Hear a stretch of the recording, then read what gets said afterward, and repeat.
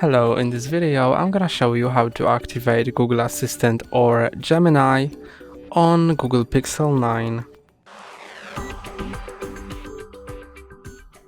To activate the assistant, press and hold on the power button. It has activated Gemini for me, but if you want to change between them, go to Gemini app, then click on your profile icon, switch to Google Assistant, switch, and now when you press and hold, it will first download the Google Assistant, and now press and hold, and Google Assistant comes up. That's all for today. Don't forget to like and subscribe. See you next time.